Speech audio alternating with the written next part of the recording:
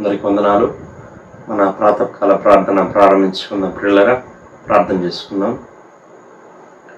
మహాగణుడా, మహోన్నతుడా, మా గొప్ప దేవా యేసయ్య, మీకే స్తుతులు స్తోత్రాలు వందనాలు చెల్లించుకుంటున్నాను నాయన.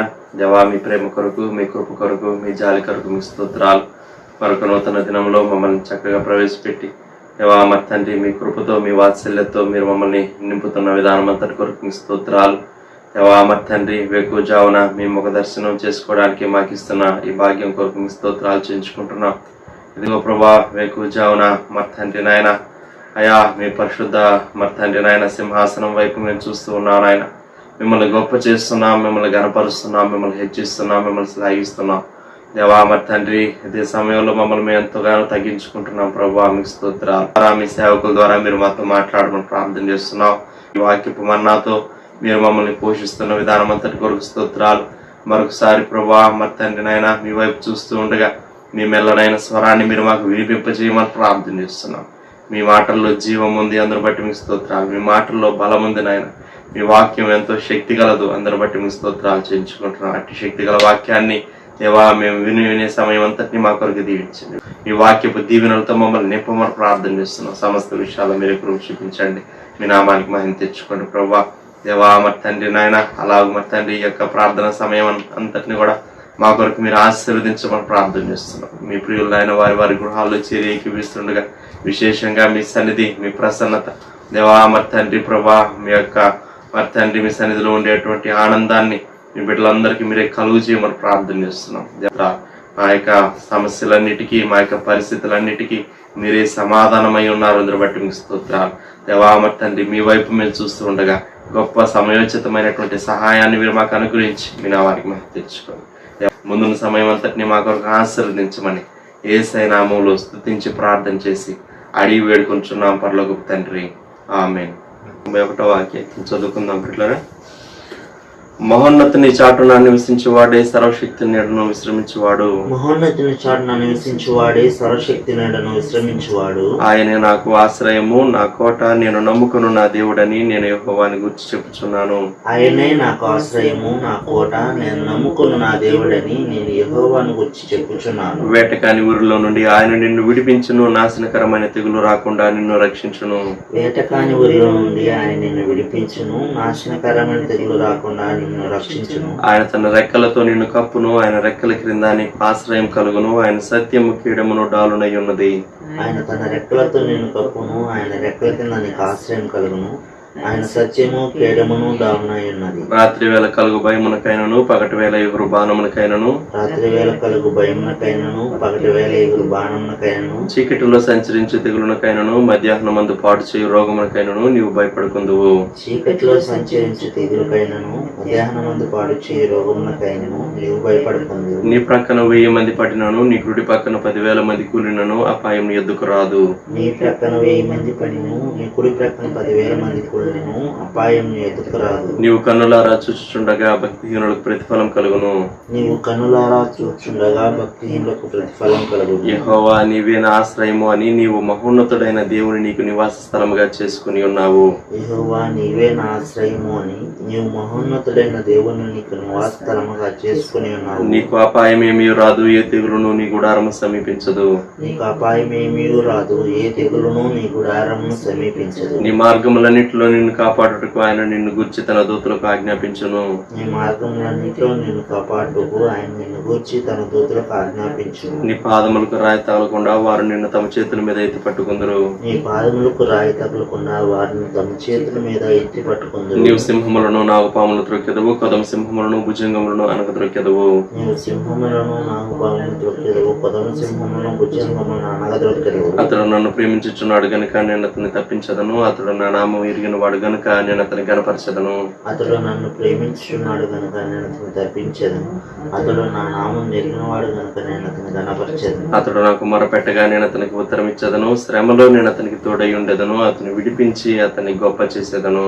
అతడు నాకు మొరపెట్టగా నేను అతనికి ఉత్తరం ఇచ్చదను, శ్రమలో నేను అతనికి తోడై ఉండేదను, అతని విడిపించి అతని గొప్ప చేసేదను. దీర్ఘాయువు చేత అతనిని తృప్తిపరచదను, నా రక్షణ అతనికి చూపించదను. దీర్ఘాయువు చేత అతని తృప్తిపరచదను, నా రక్షణ అతనికి చూపించదను. ఆమేన్.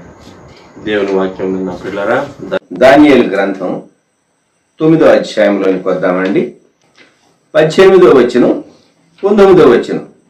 డేనియల్ చాప్టర్ 9 18వ వచనములో, నీ గొప్ప కనికరములను బట్టియే మేము నిన్ను ప్రార్థించుచున్నాము గాని మా స్వనీతి కార్యములను బట్టి నీ సన్నిధి నిలువబడి ప్రార్థించుటలేదు.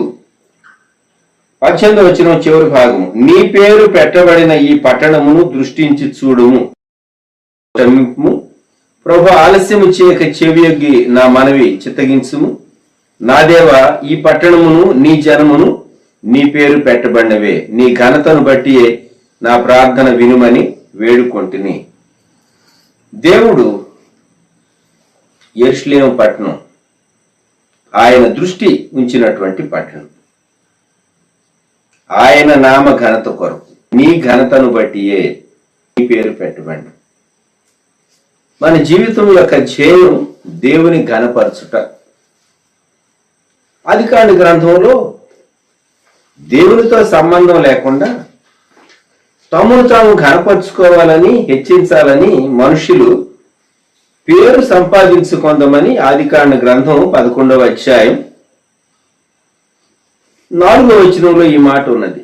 మనము భూమి అంతటా చెదరిపోకుండా ఒక పట్టణము, ఆకాశమునంటూ శిఖరము గల ఒక గోపురమును కట్టుకొని పేరు సంపాదించుకుందాము రండి అని మాట్లాడుకోను. మనుషులు అనుకున్నారు, మేము గొప్ప పట్టణాన్ని కట్టి పేరు సంపాదించుకుంటాం, అందుకే దేవుడు తారుమారు చేశాడు కనుక బాబేల్ అని పేరు పెట్టబడింది.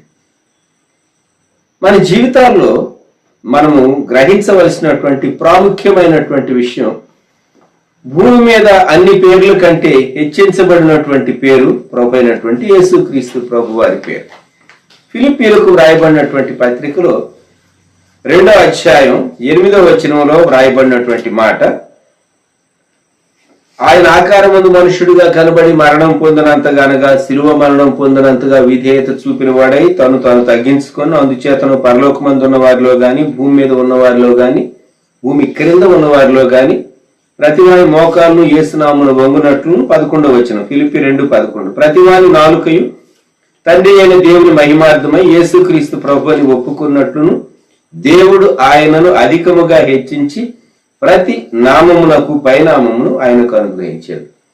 Jesus name above all names అనేటటువంటి ఇంగ్లీష్ కోరస్ ఉన్నది, మీరు వినుంటారేమో. అన్ని పేర్ల కంటే శ్రేష్టమైనది రక్షించేటటువంటి దేవుని నామం. యేసుక్రీస్తు ప్రభు నామావతారుడుగా ఆయన ఈ లోకంలోనికి వచ్చాడు. ఆయన యెరూషలేమును ఎన్నుకున్నాడు. Jerusalem represents church. మనము 7 అంశాలు యెరూషలేమును గురించి క్లుప్తంగా ఈ ఉదయకాలం జ్ఞాపకం చేసుకుందాం. యెషయా గ్రంథంలో యెషయా భక్తుడు చెప్పినటువంటి ప్రవచనాల్లో యెరూషలేమును గురించి యెషయా చెప్పినటువంటి మాటలు యెషయా గ్రంథం 24వ అధ్యాయం 23వ వచనంలో ఇలా రాయబడి ఉన్నది. చివరి భాగం, సైన్యములకు అధిపతి యెహోవా సియోను కొండ మీదను యెరూషలేములోను రాజగును, పెద్దల ఎదుట ఆయన ప్రభావము కనబడును. దేవాది దేవుడు రాజు ఎక్కడ? సంఘములో, యెరూషలేములో ఆయన రాజై ఉన్నాడు.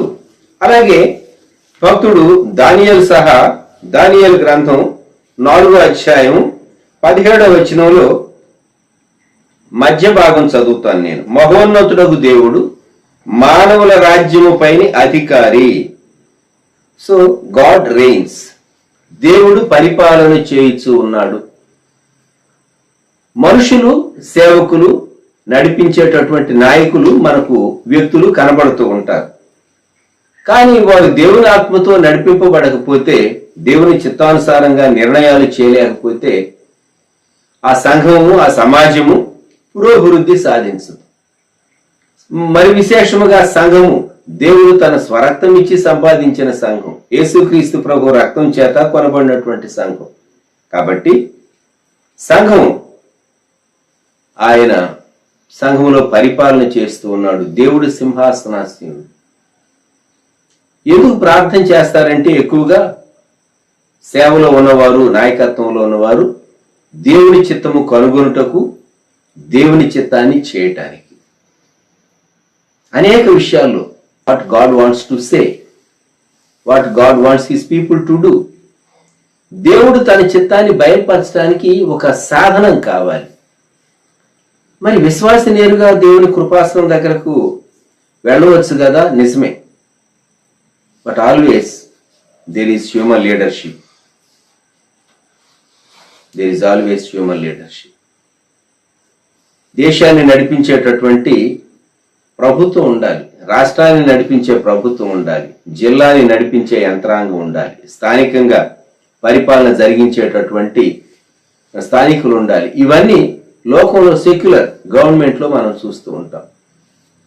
అలాగే స్పిరిచువల్ గవర్నమెంట్లో కూడాను దేవుడు ఉన్నాడు, దేవుని దూతలు ఉన్నారు, దైవదాసులు, సేవకులు, నాయకులు ఉన్నారు, సంఘం ఉన్నది. సంఘములో ప్రతి వ్యక్తి విశ్వాసి, దేవుని ఆత్మచేత నడిపింపబడతాడు, దేవునితో సంబంధం కలిగి ఉంటాడు. అయితే ఖచ్చితంగా దేవుడు వ్యక్తుల ద్వారా తన చిత్తాన్ని రివీల్ చేస్తూ ఉంటాడు. ఈ సత్యాన్ని మనం కొట్టివేయలేం, గుర్తుంచుకుందాం. మోషే అనేటటువంటి వ్యక్తి లేడు అని ఊహించకండి కొంచెం సేపు. మరి ఐగుప్తు నుండి వారిని నడిపించడానికి నాయకత్వం, అహరోన్ది యాజకత్వమే గాని నాయకత్వం కాదు. నాయకత్వం వేరు, యాజకత్వం వేరు. యాజకులు ప్రార్థన చేస్తారు, ప్రజల కొరకు ప్రార్థన చేస్తారు ప్రభు సన్నిధిలో.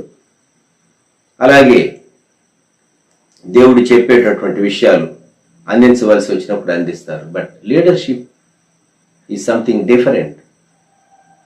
Leadership is something different. లీడర్షిప్లో నిలవాలి అంటే సంఘంలో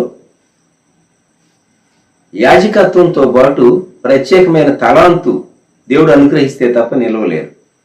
కొరింథీయులకు రాయబడినటువంటి మొదటి పత్రికలో పరిశుద్ధాత్మ దేవుడు సంఘానికి ఇచ్చినటువంటి వరాలను గురించి మనం చదువుతూ ఉంటాం. 1 కొరింథీ 12 4వ వచనం నుండి చదువుతాను. కృపావరములు నానా విధములుగా ఉన్నవి కానీ ఆత్మ ఒకడే, మరియు పరిచర్యలు నానా విధములుగా ఉన్నవి కానీ ప్రభు ఒకడే. నానా విధములైన కార్యములు కలవు గాని అందరిలోనూ అన్నిటినీ జరిగించు దేవుడు ఒకడే.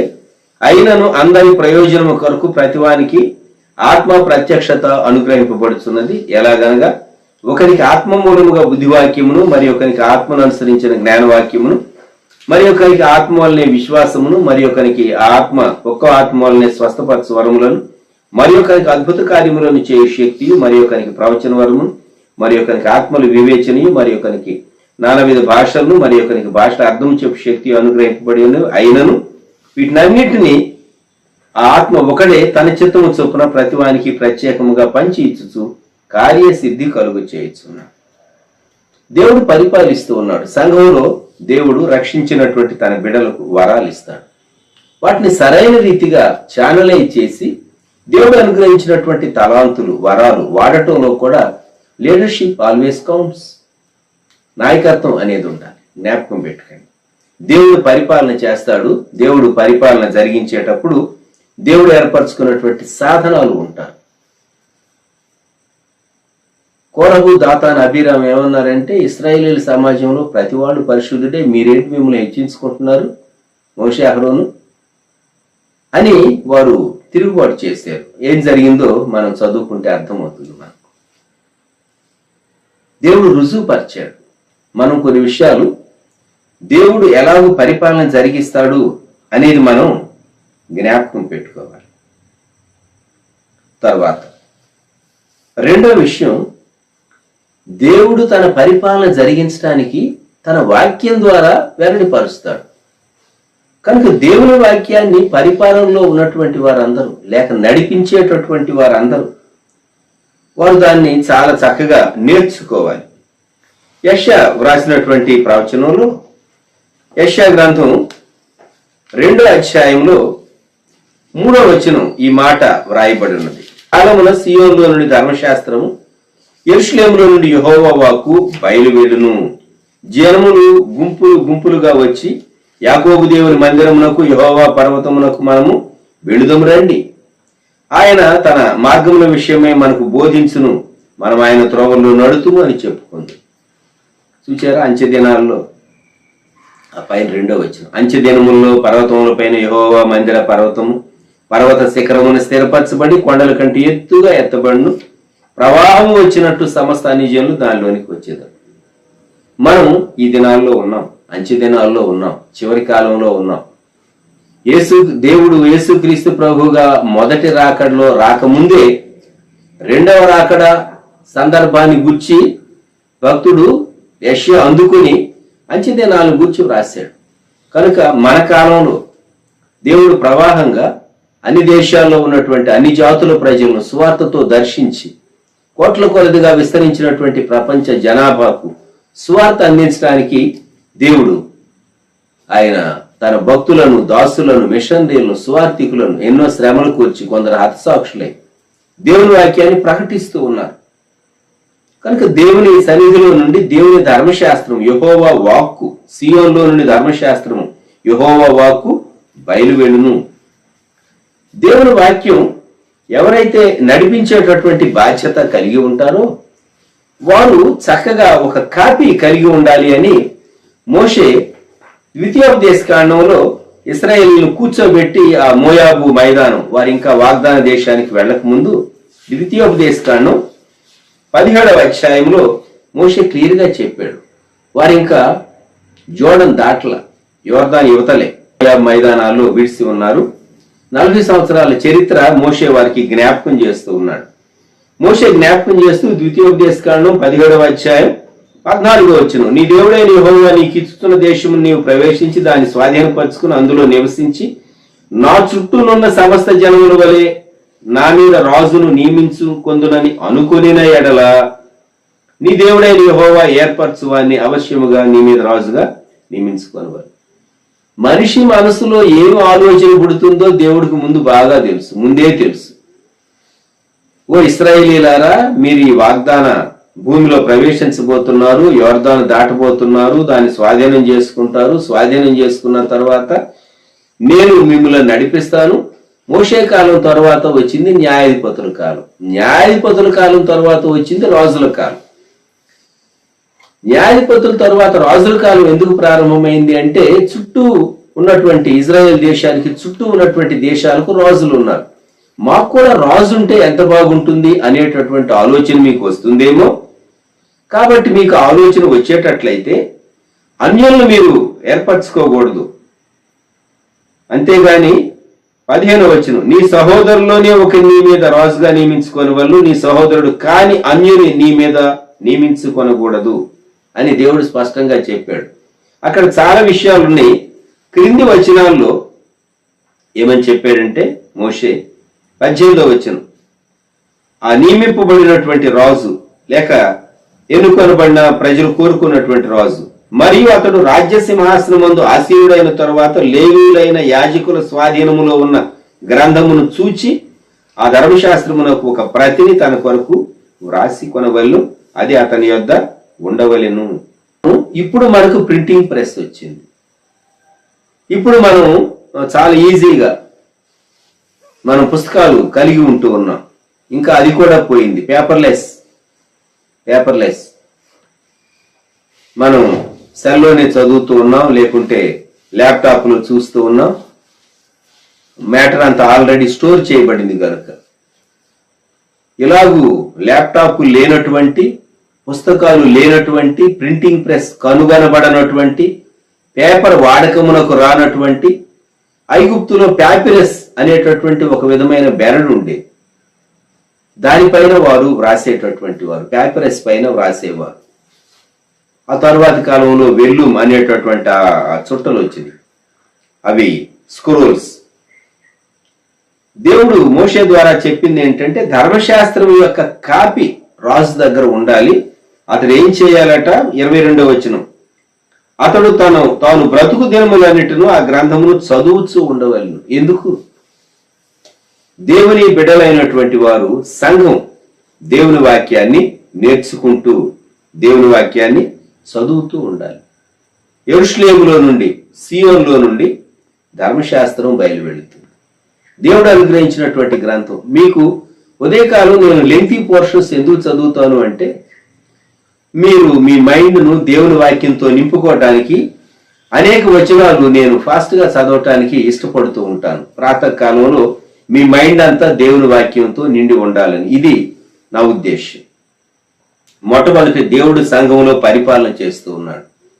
2, దేవుడు తన గ్రంథాన్ని సంఘానికి, విశ్వాసులకు దేవుడు అనుగ్రహించాడు. ఆ వాక్య భాగాన్ని మనం చదవాలి. 18వ అధ్యాయంలో 16వ వచనం నుండి దేవుని వాక్కు బయలువెడుతుంది. అంతేకాదు, మోషే అంటాడు, ద్వితీయోపదేశకాండం 18వ అధ్యాయం 16వ వచనంలో, నీ దేవుడైన యెహోవా నీ మధ్యను నా వంటి ప్రవక్తను నీ సహోదరులో నీ కొరకు పుట్టించును, ఆయన మాట నీ వినవలు. మరియు యెహోవా నాతో ఇట్లను, వారు చెప్పిన మాట మంచిది, వారి సహోదరులో నుండి నీ వంటి ప్రవక్తను వారి కొరకు పుట్టించేదను, అతని నోట నా మాటలను ఉంచుదును, నేను అతనికి ఆజ్ఞాపించినది యావత్తును అతడు వారితో చెప్పును. 9వ వచనంలో, అతడు నా నామమును చెప్పు నా మాటలను వినని వానిని దాని గురించి విచారణ చేసేదను అన్నాడు. ఎవరు ఈ ప్రవక్త అంటే ప్రభువైన యేసుక్రీస్తే. మోషే కంటే శ్రేష్టమైన గొప్ప ప్రవక్త. అపోస్తల కార్య గ్రంథంలో పేతురు తాను ప్రసంగం చేస్తూ, అపోస్తల కార్య గ్రంథంలో ఈ భాగాన్ని తాను కోట్ చేస్తూ తాను చెప్పినటువంటి మాట మనం ఒకసారి జ్ఞాపకం చేసుకుందాం. అక్కడ ఆ భాగాన్ని చదివితే,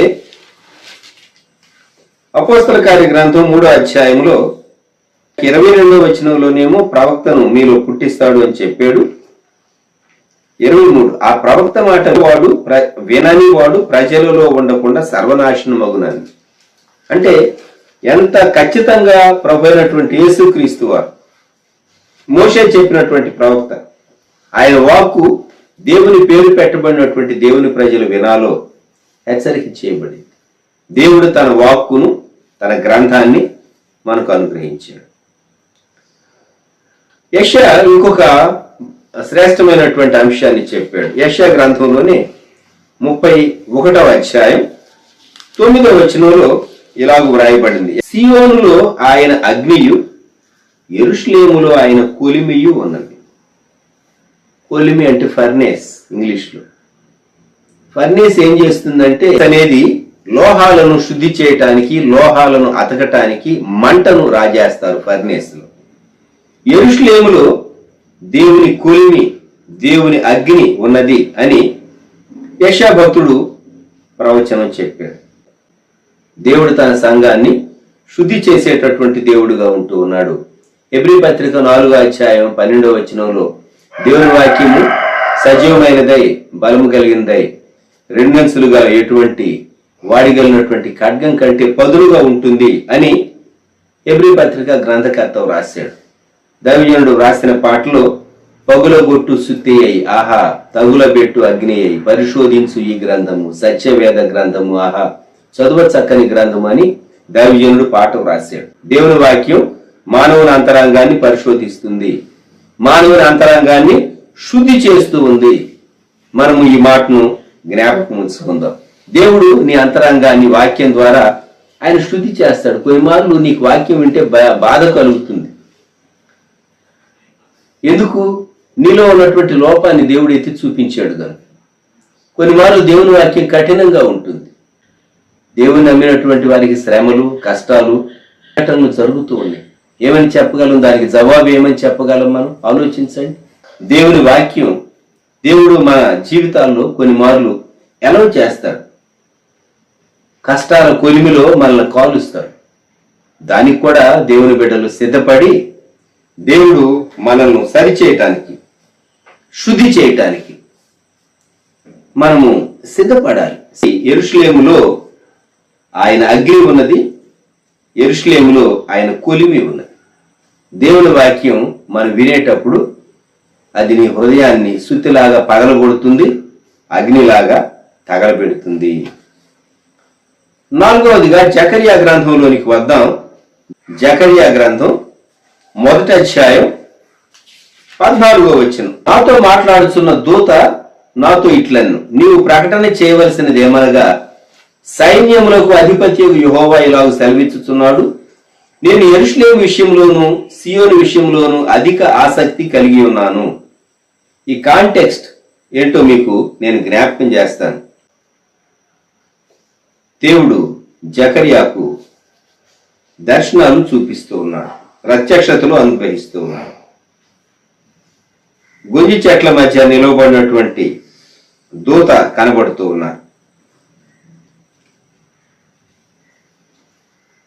ఆ తర్వాత 12వ వచనంలో యెహోవా దూత చెప్పినటువంటి మాట, అందుకు యెహోవా దూత, సైన్యములకు అధిపతి యెహోవా, 70 సంవత్సరముల నుండి నీవు యెరూషలేము మీదను యూదా పట్టణముల మీదను కోపముంచి ఉన్నావే, ఇక ఎన్నాళ్ళు కనికరింపకయుందు అని మనవి చేయగా, యెహోవా నాతో మాట్లాడిన దూతకు ఆదరణ అయిన మధుర వచనములతో ఉత్తరం ఇచ్చారు.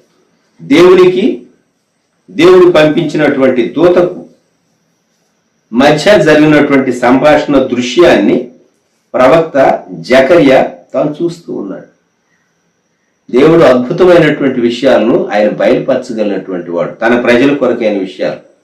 అప్పటికి ఇశ్రాయేలీల చెరను గూర్చినటువంటి ప్రత్యక్షత, 70 సంవత్సరాల చెరను గూర్చినటువంటి విషయాలు.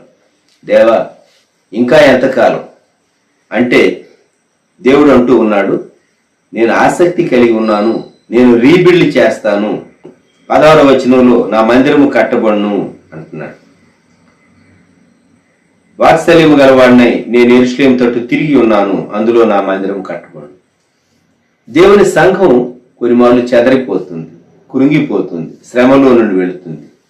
దేవుడు ఎస్టాబ్లిష్ చేస్తాడు, స్థిరపరుస్తాడు. అలాగే విశ్వాసులైనటువంటి మనల్ని, మన కుటుంబాలను కూడా మనం చాలా మార్లు కురింగిపోతాం. కురింగిపోయినటువంటి పరిస్థితుల్లో నుంచి చెరలోనికి వెళ్ళినట్టుగా సమస్యలలోనికి మనం వెళతాం, నిరాశలోనికి మనం వెళతాం. అయితే ప్రభు లేవనెత్తుతాడు. మనిషి తనను తాను లేవనెత్తుకోవటం వేరు, ఇతరులు లేవనెత్తి సహాయం చేయటం వేరు. కానీ దేవుడే నీ హస్తాన్ని పట్టి నిన్ను లేవనెత్తటం, అది అద్భుతమైనటువంటి విషయం. దేవుడే నీ కన్నీరు తుడవటం, నీ బాష్ప బిందువులను దేవుడు తుడిచివేయటం, అది శ్రేష్టమైన అద్భుతమైన విషయం కాదా? దేవుని హస్త స్పర్శ గొప్పది కాదా? కాబట్టి ఇక్కడ సంఘాన్ని గురించి మనం మాట్లాడుకున్నప్పుడు, దేవుడు ఇంకెన్నాళ్ళు దేవా, ఇంకెన్నాళ్ళు ఈ సమస్య, ఇంకెన్నాళ్ళు ఈ చెర, ఇంకెన్నాళ్ళు ఈ బాధ, ఇంకెన్నాళ్ళు ఈ దుఃఖం అని చెప్పి నీవు దేవుని వైపు చూచినప్పుడు, దేవుడు నీ దుఃఖం నుండి, సమస్య నుండి, చెర నుండి బయటికి తీసుకుని వచ్చి నిన్ను మరలా దేవుడు రీబిల్డ్ చేస్తాడు, కడతాడు. ఎప్పుడైనా శిథిలమైన, కూలిపోయిన, కాలిపోయినటువంటి స్థితిలో నుండి పునర్నిర్మించబడినటువంటి అనుభవాన్ని నీవు కలిగి ఉన్నావా? నీ ప్రార్థన జీవితం, నీ వాక్యధ్యానం, నీ సాక్ష్యం, నీవు కలిగినటువంటి ఆత్మ సమృద్ధి. కొంతమంది చెప్తారు, ఒకప్పుడు నేను ఆత్మలో చాలా బలంగా ఉండేవాడిని, నేను పోగొట్టుకున్నాను అని చెప్తూ ఉంటాను. పోగొట్టుకున్నాను, అది విచారకరమైన మాట. మనం అంతకంతకు మహిమ నుండి అధిక మహిమకు వర్ధిల్లాలి, ఎదగాలి, కానీ పోగొట్టుకోవటం కాదు.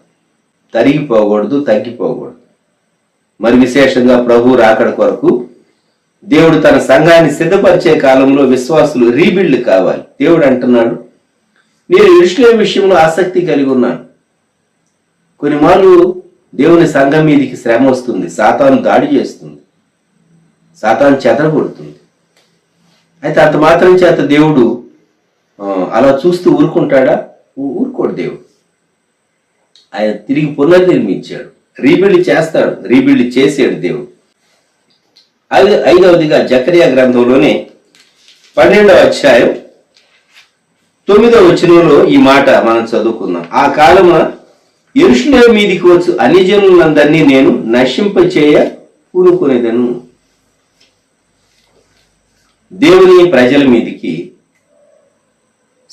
శత్రువులు లేస్తూ ఉంటారు, గుర్తుంచుకోనండి. అన్యులు దేవుని ప్రజల మీదికి లేస్తూ ఉంటారు. అన్యులు. ఈ జకర్యా గ్రంథం 12వ అధ్యాయం 1-2 వచనాల్లో ఉన్నది దేవోక్తి, ఇశ్రాయేలీయులను గుర్చి వచ్చిన యెహోవా వాక్కు.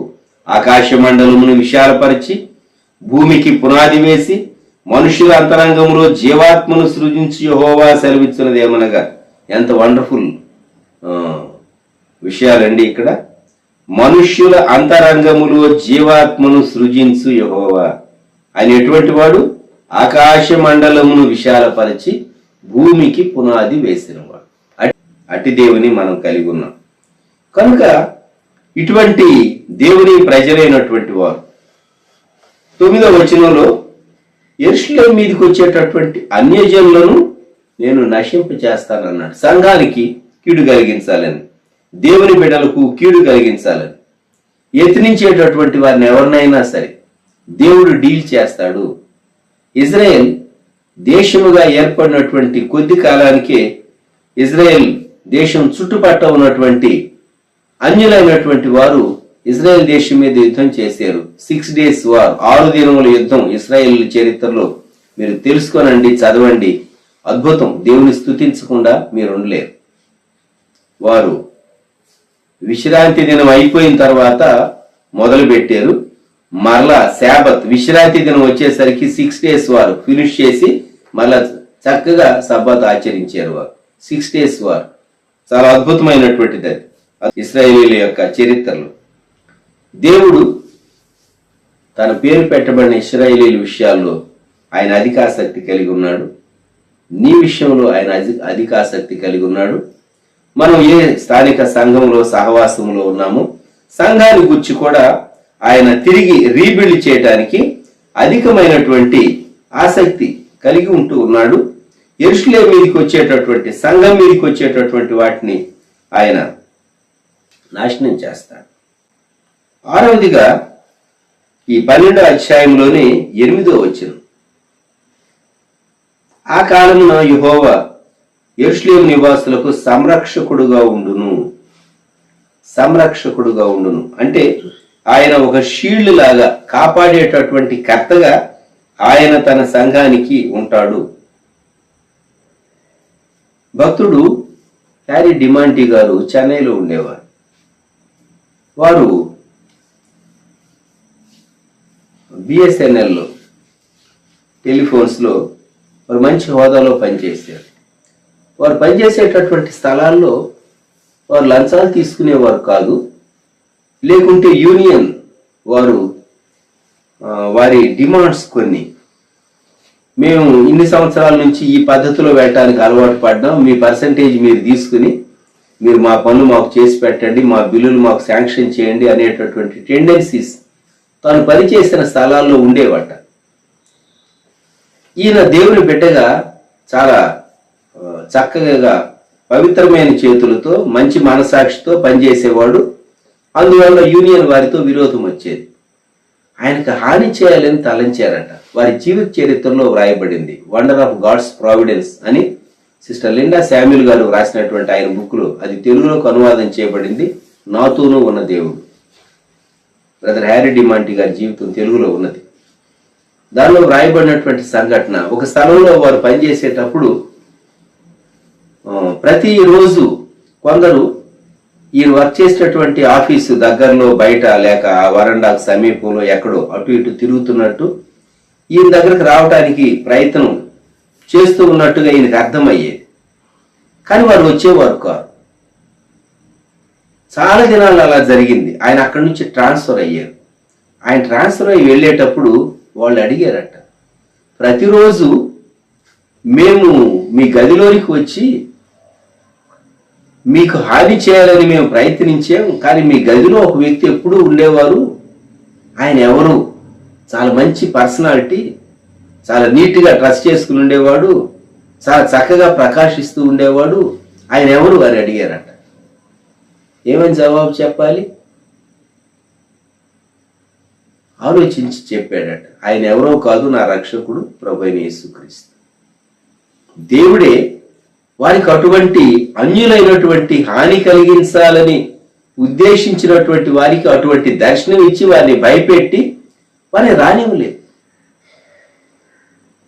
మాటలు వినబడుతూ ఉండేవి, ఇద్దరు మాట్లాడుకున్నట్టుగా. బహుశా ఈయన ప్రార్థన కూడా వారు వింటూ ఉండుంటారేమో దూరం నుండి. ఇంకొక వ్యక్తి కూర్చున్నట్టుగా కనబడేదట. అది వారి జీవిత చరిత్రలో వ్రాయబడినటువంటి యథార్థమైన సంఘటన గురించి నేను చెప్తూ ఉన్నాను.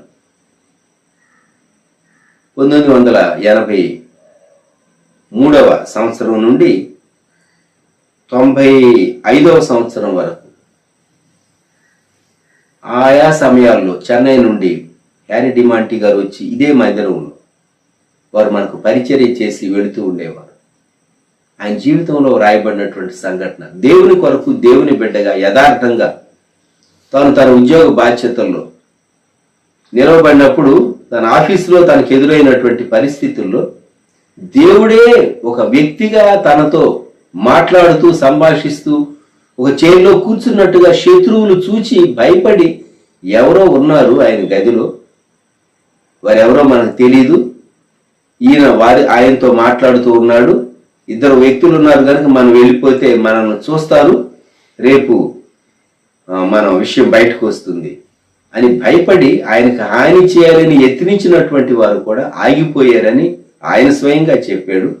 ఆయన జీవిత చరిత్రలోనూ వ్రాయబడి, నీకు కీడు చేయాలని శత్రువు, నీ కీడు చేయాలని అన్యులు ప్రయత్నించవచ్చు, అయితే దేవుడు నీ విషయంలో ఆయన కాపాడేటటువంటి కర్తగా ఆ కాలంలో యెరూషలేము మీదికి వచ్చు అన్యజనులందరినీ నేను నశింపచేయ పూనుకొనిదను. కొన్ని మార్లు వారు కీడు చేయకుండా ఆపుతాడు, కొన్ని మార్లు నీ కీడు చేయాలని యత్నించిన వారికి ఆ కీడు వారి మీదికే వచ్చేటట్లుగా కూడా దేవుడు చేస్తాడు. జ్ఞాపకం పెట్టుకుందామా. ఆఖరుగా కీర్తన గ్రంథం 14వ కీర్తన 7వ వచనంలో కీర్తనకారుడు చెప్పినటువంటి మాట మనం జ్ఞాపకం చేసుకుందాం. సియోనులో నుండి ఇశ్రాయేలునకు రక్షణ కలుగును గాక. Salvation will come fourth from Israel. రక్షకుడైన యేసుక్రీస్తు ప్రభు ఎవరి నుండి వచ్చాడు? యూదుల్లో నుండే వచ్చాడు. రక్షణ ఇశ్రాయేలీలో నుండే వచ్చింది. ఈరోజు ప్రపంచం డిఫెన్స్కి సంబంధించి, రక్షణ రంగానికి సంబంధించినటువంటి శ్రేష్టమైనటువంటి టెక్నాలజీ కలిగినటువంటి దేశం ఏది అని చూస్తే ఇజ్రాయెల్ దేశమే. ఇశ్రాయేలీలు తమ్ముడు తాము కాపాడుకోగలరు. చిన్న దేశమే, చుట్టూ వారంటే గిట్టనటువంటి వారు ఎందరో ఉన్నారు, అయితే తమ్ముడు తాము కాపాడుకోగలిగినటువంటి వారు. రక్షణ ఇశ్రాయేల్లో నుండి, సియోన్లో నుండి కలుగుతుంది. రక్షకుడు ప్రభు అయినటువంటి యేసుక్రీస్తు వారు యూదుల్లో నుండి వచ్చాడు. నోబెల్ ప్రైజ్ విన్నర్స్ జాబితా చూడండి, యూదులు చాలా మంది కనబడతారు. ఎందువలన?